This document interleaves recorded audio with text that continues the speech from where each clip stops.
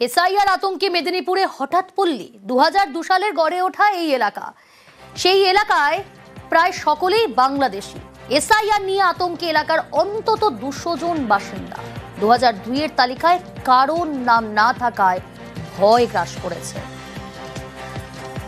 আপনি কত সালে এসেছেন? আমি আসছি 11 না, আগে বাংলাদেশে ছিল। কোন জায়গা দিয়ে আপনারা ঢুকেছেন? হিলি ভোটার। ভোটার কার্ড কত সালে হয়েছে? 2012-তে। 2012। এবারে এসআইআর হচ্ছে, কি করবেন? কি করবো, আমাদের যা বলার তা বলবো। আমরা বাংলাদেশ থেকে ওর অত্যাচার আইসি, এখন যদি ভারত সরকার আমাদেরকে রাখতে দেয় বা ভোটার করবে, না করবে সেটা হলো সরকারের ইচ্ছা। এখানে আসি আজকে 25 বছর। ভোটার লিস্টে কি নাম আছে? আচ্ছা, সরকার থেকে যেটা বলা হচ্ছে 2002 সালের ভোটার লিস্টে নাম থাকে, 2002 সালের ভোটার লিস্টে নাম নেই। কি হবে না হবে কি ভয়ে আছেন? না, সেটা অবশ্যই, এটা স্বাভাবিক। আমি এখানে 2002 তাহলে 2002 সালের যে ভোটার লিস্ট সেখানে তো নাম নেই। না, আমার ঠিকানা নেই। আদি বাড়ি কোথায়? আমার আদিবাড়ি বাংলায়, বাংলাদেশে। 2002 বলছে বাবা মার নাম থাকতে হবে। আমাদের বাপ তো আমাদের ছোটকাল মারা গেছে, আমার মারা গেছে অনেক। এখন কি করবে? এখন সরকার যা করে করবে, আমাদেরকে কি করা আছে? চলে যেতে বললে চিন্তা তো সে থাকবে। সকলে যে বাংলাদেশ থেকে এসেছে এটা কিন্তু ঠিক কথা নয়। বাংলাদেশ থেকে খুব কম আছে, খুব কম। বীরভূম, বর্ধমান, ওখান থেকে কিন্তু লোকজন আছে, ওখানকার লোকজন সব আছে। সে লিস্টের নাম যারা ওই বীরভূম, বর্ধমান ওখান ছিল তারা সেখান থেকে আনবে, যারা বাংলাদেশের তাদের থাকবে না। আমরা গেছি, তাদের কাছে গেছি, যে ডকুমেন্টস গুলো লাগবে সেগুলো দেওয়ার জন্য বলেছি, আর তাদেরকে ওই অ্যানিমেশন ফর্মটা ফিল আপ করতে বলেছি। তারপরে দেখা যাক কি হয়। না, আমাদের তো কিছু করার থাকবে না, আমরা সেভাবে কিছু তো করতে পারবো না।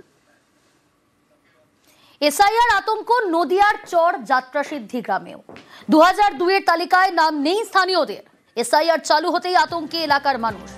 এলাকার 1157 জন বাসিন্দা আতঙ্কে রয়েছেন। 1980 পর্যন্ত হুগলির ভোটার ছিলেন। হুগলি নাকি নদিয়া, এলাকাটি কোথায়? টানা পড়ে নেই মামলা গড়িয়েছিল হাইকোর্টে। 2009 সালে শেষমেশ নদিয়ার ভোটার লিস্টে নাম। 2002 সালের তালিকায় নাম না থাকায় আতঙ্ক।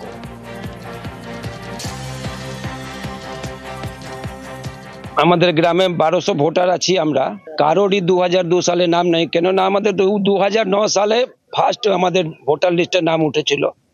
চাপানুতর হুগলি বলছে নদিয়ায় তোমরা যাও, আমরা বললাম আমরা হুগলিতে যাব। হুগলি নদিয়া এমনি করে করে এতদিন আমাদের ভোটে নাম উঠেনি। আগে আমরা হুগলিতে ভোট দিতাম, 1980 সাল অব্দি আমরা হুগলিতে ভোট দিয়েছি। তারপর থেকে হুগলি থেকে ভোটের নাম কাটা গেল। তারপরে আমরা হাইকোর্টে কেস করেছিলাম। ওই কেসটা চলাকালীন 2009 সালে ইলেকশন কমিশনার এসে 2 ডিএম এসে আমাদের গ্রামে স্পেশাল ভাবে সবাইকার ভোটে নাম তুলেছিলেন, যার জন্য আমাদের 2002 এর নাম নেই।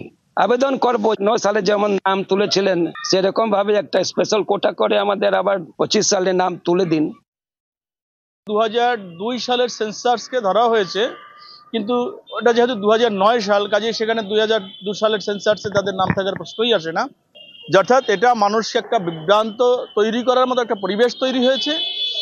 কেন্দ্রীয় সরকার পাশাপাশি নির্বাচন কমিশনার, আমার একটা প্রশ্ন যে এই মানুষগুলোর ভবিষ্যৎ এবং যাদের ভোটে নির্বাচিত সরকার, বিধায়ক, সাংসদ, আজকে তারা বলছে যে অর্থাৎ এদের ডিভোটার করে দেওয়া হবে।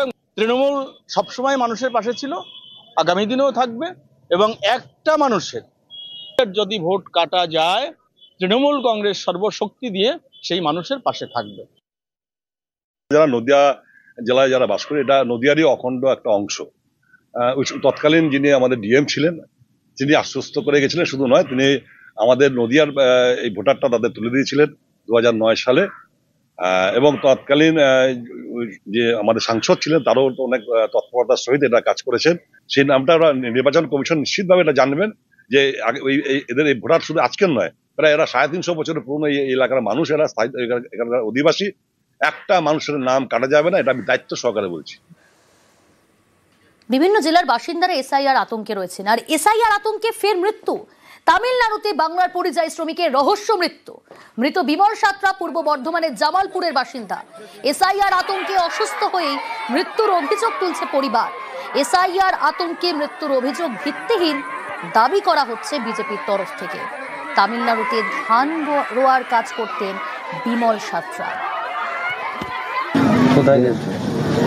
তামিলনাড়ু কাজের ওখানে হঠাৎ ওখানে কাজকর্ম খুব কম হয়, তারপরে এখানে SIR চালুর জন্য খুব টেনশনে পড়ে যায়, শরীর খারাপ হয়ে হসপিটালে ভর্তি হয়, তো সেই কারণে মারা গেছেন।